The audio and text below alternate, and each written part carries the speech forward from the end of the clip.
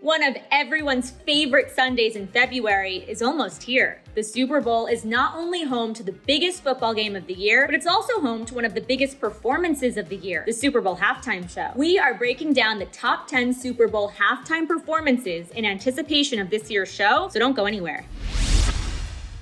How's it going, you guys? I'm Gabrielle Valenson. Now, I know that you're here for our list of the most iconic Super Bowl halftime performances, but before we get to all of that, double check that you are subscribed to the Hollyscoop channel, and don't forget to hit that notification bell. Quick history on the Super Bowl halftime show. The first show started in 1960, and it was nowhere near as big as it is today. The Liberty Bell was performed by the University of Arizona Symphonic Marching Band, and that was it. The shows today go through as much planning as any music award show does. Now, let's get started with Michael Jackson's 1993 performance, which was one of the most watched events in US history. The King of Pop started out his performance with stunt doubles appearing on Jumbotron screens and then jumped on stage while the crowd roared for 2 minutes as he stood completely still. He performed classic hits like Billie Jean, Black or White, and We Are the World. Next is 2001's epic halftime performance featuring Aerosmith, Britney Spears, Nelly, NSYNC, and Mary J. Blige. I mean, what a lineup, right? They literally put a rock band, a teen pop megastar, a rap and an R&B superstar, and a boy band all on one stage. It started with Aerosmith and NSYNC singing hits like Bye Bye Bye and Don't Wanna Miss a Thing. Britney and Mary J. Blige then joined the group during the finale for Walk This Way, with Nelly lending his rap skills at the end. There were tons of fireworks and pyrotechnics, making this one of the most memorable Super Bowl halftime performances. 2004 was a big year for the Super Bowl halftime show. It actually is considered to be the most famous Super Bowl halftime show of all time. Why? 2 words: wardrobe malfunction. 3 years later, JT was back on the Super Bowl halftime stage, but this time performing with Janet Jackson. They performed 10 tracks together, but what caught everyone's attention was when they were singing Rock Your Body. Justin ripped off part of Janet's clothing, causing a nip slip on live national television. There was a whole mess that followed. Some people thought this was a stunt, so Janet's music was banned from the radio for a little while, which is totally, completely unfair and insane to me because JT walked away with no consequences. Whether it was planned or not, he's the one that did that to her, but she's the one that faced backlash. Despite all of that drama, the rest of the performance was pretty amazing. Another iconic performance was Prince's 2007 halftime show. The Prince of Funk opened with the riff from Queen's We Will Rock You and sang other classics like Let's Go Crazy and Baby I'm a Star, with the Florida A&M University Marching 100 joining him in the background. After he covered other hits like Bob Dylan's All Along the Watchtower, it was what happened during the finale that really was something straight out of a movie. It was storming on and off that day in Miami, and when Prince started singing his classic hit, Purple Rain, an actual downpour accompanied him. Talk about some good timing. Next is Madonna's 2012 performance featuring LMFAO, Nicki Minaj, MIA, and CeeLo Green. Madonna came onto the stage on a golden throne and captain of the cheerleading squad, belting her iconic hit Vogue. Then she was joined by LMFAO, where they did a mashup of their hits Party Rock Anthem and Sexy and I Know It with Madonna's 2000 hit Music. Besides Madonna's little slip while she was dancing in her high-heeled boots, there's a moment that audiences seem to remember more. During Give Me All Your Lovin', MIA gave the camera the middle finger. This caused some controversy. For the finale, CeeLo and a huge choir then joined Madonna for Like a Prayer. Beyonce's 2013 Super Bowl halftime performance started on a high note, with Queen Bee emerging from a cloud of smoke, singing her hits like Love on Top and Crazy in Love. But what made fans go wild was when Kelly Rowland and Michelle Williams joined Beyonce on stage for a Destiny's Child reunion, which was long rumored before the show. They performed hits like Single Ladies, while female dancers and band members were dancing and playing behind the iconic trio. Another star-studded Super Bowl halftime performance was in 2015 when Katy Perry was joined by Lenny Kravitz and Missy Elliott. There was a huge puppet tiger and dancing sharks, beach balls,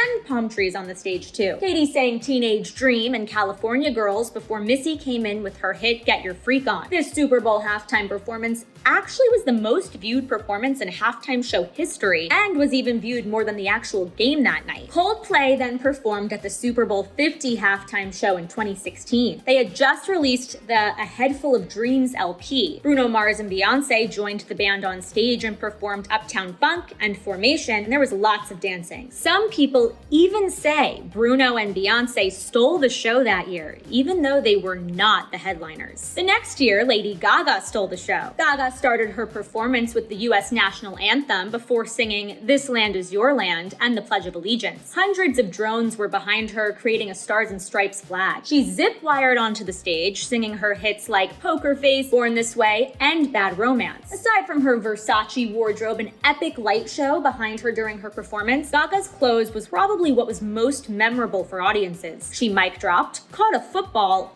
and walked off a staircase into thin air. Talk about an exit. Last year's Super Bowl halftime show was also one to remember. Shakira and J-Lo ruled the stage while showing off their stamina, dance moves, and overall talent. They honored their Latin heritage, and J-Lo's daughter Emmy joined her mama on stage to perform during the show. They ran through 20 songs in just 12 minutes, all while belly dancing, crowd surfing, knee sliding, and pole dancing. The performance actually received a good amount of backlash, with angry viewers complaining to the FCC that the show was too sexy and not appropriate for children. I personally didn't think it was that risque. Watch any other music award show and it will look something like J-Lo and Shakira's epic halftime performance. This weekend, The Weeknd, is performing at this year's Super Bowl halftime show. Apparently, he is spending $7 million of his own money on the performance. He told Billboard, quote, "We've been really focusing on dialing in on the fans at home and making performances a cinematic experience. And we want to do that with the Super Bowl." This is especially interesting because The Weeknd isn't even getting paid to perform. The Super Bowl never pays any artist to perform because the artists usually make millions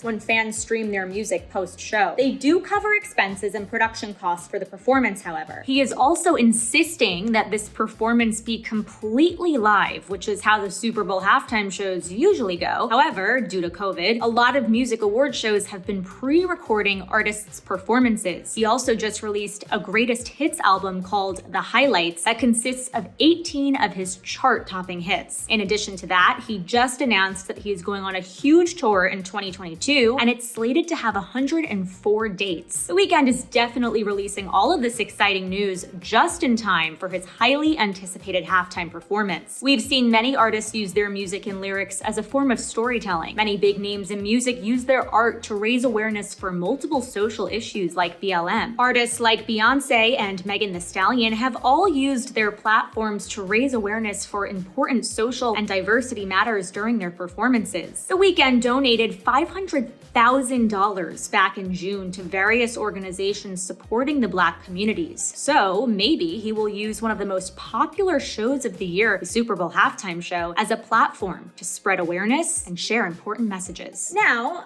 I'm even more curious to see what The Weeknd has in store for us on Sunday, especially because he's using his own money, and a lot of it too. So how do you guys feel about these Super Bowl halftime shows? Which ones are your favorites? And do you have a specific artist that you would want to see perform on the halftime stage? Also, are you excited for The Weeknd's performance this Sunday? Do you guys think any special guests may join him on stage? I have a feeling there are going to be some surprises. Let me know all of this down below, and also let me know how you will be celebrating the Super Bowl this weekend. For more on celeb news happening now, be sure to check out The Morning Tea. After that, make sure that you are subscribed to the Hollyscoop channel, give this video a like, share it with your friends, and don't forget to hit that notification bell.